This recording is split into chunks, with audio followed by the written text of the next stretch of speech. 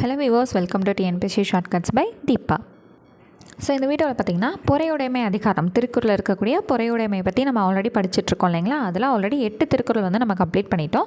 இந்த வீடியோவில் 9வது திருக்குறளும் 10வது திருக்குறளும் பார்த்துருவோம். இந்த ரெண்டுமே பார்த்துட்டோம் அப்படின்னா இந்த அதிகாரமே நமக்கு மொத்தமாக கம்ப்ளீட் ஆகிடும். ஸோ ப்ரீவியஸாக போஸ்ட் பண்ண அதிகாரமாக இருக்கட்டும், இந்த அதிகாரத்திலே போஸ்ட் பண்ண ப்ரீவியஸான திருக்குறள் பார்க்கணும்னு நினச்சிங்கன்னா 2025க்கான புதிய திருக்குறள் பிளேலிஸ்ட் வந்து நம்ம க்ரியேட் பண்ணி வச்சுருப்போம். ஸோ அதை நீங்கள் பார்த்து படித்து தெரிஞ்சுக்கலாம். ஓகேங்களா? சரிங்க, இன்றைக்கான 9வது திருக்குறள் என்னன்றதை படித்து பார்த்துருவோமா?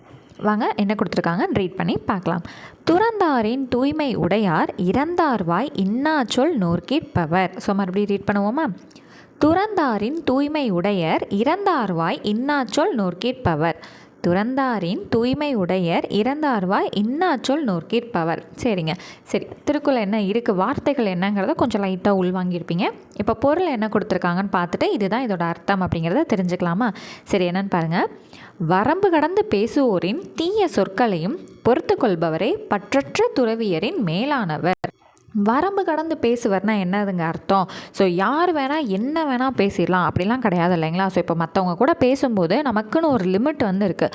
மற்றவங்க நமக்கு இப்போ நான் வந்து இங்கே இருக்கேன், எனக்கு ஆப்போசிட்டில் ஒருத்தவங்க இருக்காங்க, நான் இவங்களை பார்த்து என்ன வேணால் பேசுகிறதுக்கான ரைட்ஸ் எனக்கு இருக்கா? கிடையாது. அவங்க எனக்கு முன்னாடி இருக்கவங்க எனக்கு எவ்வளோ வேண்டப்பட்டவங்களாக இருந்தாலும், எனக்கு எவ்வளோ நெருக்கமானவங்களாக இருந்தாலுமே எனக்குன்னு பேசுகிறதுக்கு ஒரு லிமிட் இருக்குது. அந்த வரம்பை மீறி நான் பேசினேன்னா அவங்க என்ன பண்ணுவாங்க? கண்டிப்பாக கோச்சிட்டு தான் போவாங்க இல்லைங்களா.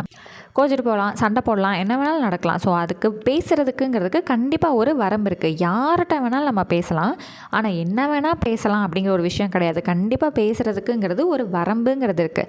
ஆனால் இங்கே என்ன சொல்லியிருக்காங்க, அந்த வரம்பை தாண்டி பேசுகிறவங்க, வரம்பு கடந்து பேசுகிறவங்களோட தீய சொற்கள், வரம்பு கடந்தனால என்னது, அடுத்தவங்கள ஹர்ட் பண்ணுறதா தான் அர்த்தம். அது கெட்ட வார்த்தையாக இருக்கலாம், இல்லை ஹர்ட் பண்ணுறவன் பாசிட்டிவாகவே நான் பேசுகிறேன், அதாவது நல்ல வார்த்தைகளை பயன்படுத்தியே வந்து மற்றவங்களோட மனசை நோக்கடிக்கிறவங்களும் இருக்காங்க இல்லையா.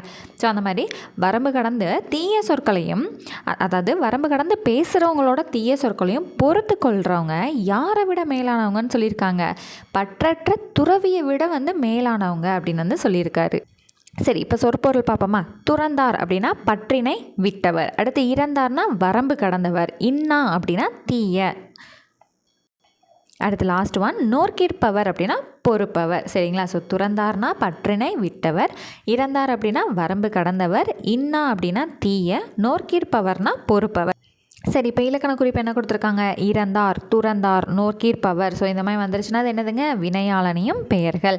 அடுத்து இன்னாச்சொல் அப்படின்னா ஈறுகெட்ட எதிர்மறை பெயரச்சம். எதனால் இது பெயரச்சம் தெரியுங்க, அது என்னங்க ஈறுகெட்ட எதிர்மறை பெயரச்சம் அப்படின்னா இன்னா அப்படின்னு இருக்கா.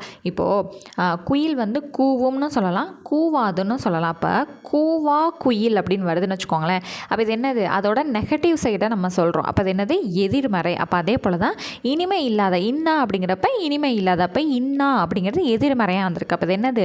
ஈறுகெட்ட எதிர்மறை பெயரச்சம். அவ்வளோதான். ஓகேங்களா. ஸோ கிளியர் ஆயிடுச்சா? சரி, இப்போ திருக்குறளை வாசித்து பார்க்கும்போது அதோட பொருள் நமக்கு நினைவுக்கு வருதான்னு தெரிஞ்சுக்குவோமா? துறந்தாரின் தூய்மை உடையர் இறந்தார்வாய் இன்னாச்சொல் நோர்க்கிற்பவர். ஸோ துறந்தாரின் தூய்மை உடையர் அப்படின்னா என்னதுங்க? துறவிகளை விட மேலானவங்க யார் அப்படின்னு வந்து பார்த்திங்கன்னா இறந்தார்வாய் அப்படிங்கிறத அடுத்து என்னது? வரம்பு கடந்து வந்து தீய சொற்களை பேசுகிறவங்களையும் நம்ம வந்து பொறுத்து கொள்கிறவங்க தான் வந்து யார்? துறந்தாரின் தூய்மை உடையர் அப்படிங்கிறது. ஓகேங்களா. நான் அப்பப்போ இந்த உடையரை உடையார்னு சொல்லிடுறேன்னு நினைக்கிறேன், அது வெறும் உடையர் தாங்க. சரிங்களா. அப்போ என்ன அர்த்தம்? துறந்தாரின் தூய்மை உடையர் அப்படிங்கிறவங்க யார்? இந்த துறவிகளை விட மேலானவங்க வந்து யார் தூய்மையாக இருக்கிறவங்க அப்படின்னு பார்த்தீங்க அப்படின்னா இறந்தார்வாய். என்ன சொல்லியிருக்காங்க? இறந்தார்வாய். வரம்பு கடந்து பேசுகிறவங்க. என்ன மாதிரி பேசுகிறாங்க? தீய சொற்களை வந்து பேசுகிறவங்க. சரிங்களா. அப்போ அவங்களையும் பொறுத்து கொள்கிறவங்க தான் யார்? நோர்க்கிற்பவர்னா பொறுப்பவர். சரிங்களா. அப்போ பொறுத்து கொள்கிறவங்க தான் இந்த தூய்மையானவங்க அப்படின்னு வந்து அர்த்தம். சரியா. இப்போ திருக்குறளை படித்து பார்க்கும்போது நமக்கு பொருளும் வந்து ஈஸியாக ஞாபகம் வருது, அதோட சொற்பொருளும் வந்து நமக்கு ஈஸியாக ஞாபகம் வருது இல்லையா. அவ்வளோதாங்க. சரி, திருக்குறளை மட்டும் ஒரு 2 தடவை வாசி பார்த்துருவோமா? துறந்தாரின் தூய்மை உடையர் இறந்தார்வாய் இன்னாச்சொல் நோர்க்கிற்பவர். அவ்வளோதான். துறந்தாரின் தூய்மை உடையர் இறந்தார்வாய் இன்னாச்சொல் நோர்க்கிற்பவர். சரி, ஃபோன் அப்படியே பார்க்காம என் கூட சேர்ந்து சொல்கிறீங்களா? ரெடி, போகலாம். துறந்தாரின் தூய்மை உடையர் இறந்தார்வாய் இன்னாச்சொல் நோர்க்கிற்பவர். அவ்வளோதாங்க. ஒரு திருக்குறள் வந்து ஈஸியாக முடிச்சிட்டோம். சரி, இதில் ஒன்று மட்டும் மிஸ் பண்ணிட்டோம். பகுபத உறுப்பிலக்கணம். பகுபத உறுப்பிலக்கணம் நான் எதுக்காக உங்களுக்கு ஒரு வீடியோலையும் சொல்லி கொடுத்துட்ருக்கேன். ஒரு வார்த்தை கொடுத்து அதோட வேர்ச்சொல் என்னன்னு கேட்டாங்கன்னா இது மூலமாக கண்டுபிடிக்கலாம் அப்படிங்கிற விஷயம் நான் சொல்லிட்டு இருக்கேன் இல்லைங்களா. ஸோ அதுக்கு தான். இறந்தார் அதோட பகுதி என்னது? பகுதி தான் வேர்ச்சொல்லாக இருக்கும். இறந்தாரில் இற அப்படிங்கிறது தான் இதோட வேர்ச்சொல். அவ்வளோதான். ஓகேவா. அடுத்தது லாஸ்ட்டு திருக்குறள், அதாவது இன்றைக்கான 2 2வது திருக்குறள் இந்த அதிகாரத்தோட கடைசி திருக்குறள். ஸோ திருக்குறள் என்ன கொடுத்துருக்காங்கன்னு ரீட் பண்ணி பார்ப்போமா. உண்ணாது நோற்பார் பெரியர் பிறர் சொல்லும் இன்னாச்சொல் நோற்பாரின் பின். ஸோ மறுபடியும் வாசிப்போமா. உண்ணாது நோற்பார் பெரியர் பிறர் சொல்லும் இன்னாச்சொல் நோற்பாரின் பின். உண்ணாது நோற்பார் பெரியர் பிறர் சொல்லும் இன்னாச்சொல் நோற்பாரின் பின். சரி, பொருள் என்ன கொடுத்துருக்காங்கன்னு பாருங்கள். உண்ணா நோன்பு மேற்கொள்ளும் பெரியவர்களை விட தம்மை இகழ்வோரின் தீய சொற்களை பொறுத்து கொள்பவரே மேலானவர் ஆவர். அதாவது இந்த சனிக்கிழமை விரதம், செவ்வாய்க்கிழமை விரதம், வியாழக்கிழமை விரதம், அந்த மாதிரி வந்து நோன்புனா என்னதுங்க, விரதம் இருக்கிறாங்க இல்லைங்களா. ஸோ அந்த மாதிரி விரதம் இருக்கிறவங்கள தாண்டி, விரதங்கிறது யார் இருக்காங்க, பெரியவங்க.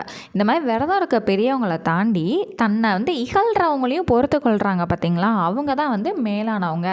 நான் வந்து கடவுளுக்காக விரதம் இருக்கேன், நான் அந்த கடவுளுக்கு விரதம் இருக்கேன், இந்த கிழமைக்காக நான் விரதம் இருக்கேங்கிறத தாண்டி மற்றவங்க என்ன ஒரு தீய சொற்கள் வந்து பேசினாலும் போ உனக்கு இவ்வளோ தான் தெரியும் அப்படின்னு சொல்லிட்டு பொறுத்துட்டு போயிடுறோம் இல்லைங்களா, அவங்க தான் மற்றவங்கள விட மேலானவங்க அப்படின்னு வந்து சொல்லியிருக்காங்க. சரியா. இப்போ நோற்பார் அப்படின்னா நோன்பு மேற்கொள்பவர். அடுத்து இன்னாச்சொல்னா என்னது, போன திருக்குறளே பார்த்தோம், தீய சொல். ஓகேவா. சரி, இப்போது உண்ணாது நோற்பார் பெரியர். அப்போ உண்ணாது நோற்பார்னா நோன்பு இருக்கிறவங்க. சரிங்களா. அதாவது சாப்பிடாம அந்த கிழமைகளுக்கெல்லாம் விரதம் இருக்காங்க இல்லைங்களா, அவங்கள காட்டிலும் இந்த பிறர் சொல்லும் இன்னாச்சொல், மற்றவங்க சொல்லக்கூடிய தீய சொல்ல பொறுத்து கொள்கிறவங்க தான் வந்து யார், மேலானவங்க அப்படிங்கிறத வள்ளுவர் சொல்லியிருக்காரு. ஓகே, இப்போ பொருளும் சொற்பொருளும் பார்த்தோன்னே இந்த திருக்குறளை ரீட் பண்ணி பார்க்கும்போது அதோட பொருள் என்னங்கிறது நம்மளால் தெரிஞ்சுக்க முடியுது இல்லையா. சரி, இப்போ அடுத்தது உண்ணாது அப்படிங்கிறது என்னது, வினையெச்சம். அந்த தூவை பிரித்து பார்த்தா நமக்கு என்ன கிடைக்கும், இத்து கூட்டல் ஊன் கிடைக்குது. அப்போ ஊ வந்துட்டா வினையெச்சம். வேறு என்ன எழுத்து வந்தாலும் அது வினையெச்சம்னு சொல்லுவோம், ஈ வந்தாலும் வினையெச்சம். அவ்வளோதாங்க. ஸோ திருக்குறளை ரீட் பண்ணி பார்ப்போமா. உண்ணாது நோற்பார் பெரியர் பிறர் சொல்லும் இன்னாச்சொல் நோற்பாரின் பின். உண்ணாது நோற்பார் பெரியர் பிறர் சொல்லும் இன்னாச்சொல் நோற்பாரின் பின். அவ்வளோதான். ஃபோனை பார்க்காம என் கூட சேர்ந்து சொல்கிறீங்களா. ஓகேங்க, ரெடி, சொல்லலாமா. ஓகே. உண்ணாது நோற்பார் பெரியர் பிறர் சொல்லும் இன்னாச்சொல் நோற்பாரின் பின். சரி, 2 திருக்குறள் படித்து பார்த்துட்டோம். கீழே ஒரு ப்ராக்கெட் கொடுத்துருக்காங்க, என்னென்னு பார்த்துட்டு இந்த வீடியோ கம்ப்ளீட் பண்ணிக்கலாமா.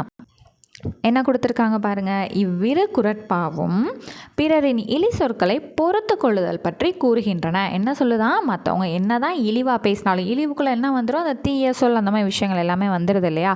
அந்த மாதிரி இழி சொற்களை பேசுகிறவங்கள பொறுத்து கொள்ளுறதை பற்றி சொல்லுதுன்னு சொல்லியிருக்காங்க. ஆமாம், அப்படி தானே நம்ம படித்தோம்.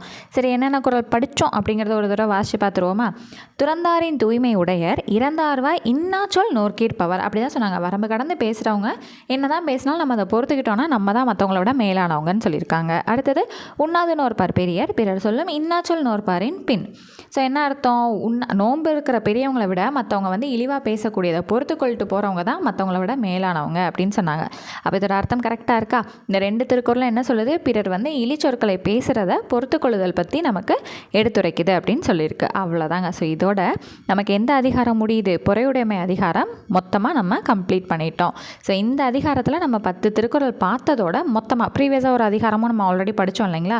ஸோ அதில் ஒரு 10, இப்போ ஒரு 10, மொத்தமாக சேர்த்து 20 திருக்குறள் வந்து நம்ம கம்ப்ளீட் பண்ணிட்டோம். ஸோ டெய்லி நம்ம சேனலில் கண்டிப்பாக வந்து 2 திருக்குறள் வந்து போஸ்ட் பண்ணிடுவோம். நம்மளோடய சேர்ந்து நீங்களும் ஈஸியாக எக்ஸாமுக்குள்ளே படித்து முடிச்சுருங்க. ஸோ இப்போ தான் ஃபர்ஸ்ட் டைம் நம்ம சேனல் பார்க்குறீங்க அப்படின்னா மறக்காமல் சப்ஸ்கிரைப் பண்ணி வச்சுக்கோங்க. பக்கத்தில் இருக்க பெல் ஐக்கானும் கிளிக் பண்ணி வச்சுக்கோங்க. உங்களோட ஃப்ரெண்ட்ஸுக்கும் ஷேர் பண்ணி நம்ம சேனலுக்கு சப்போர்ட் பண்ணுங்கள். தேங்க்யூ.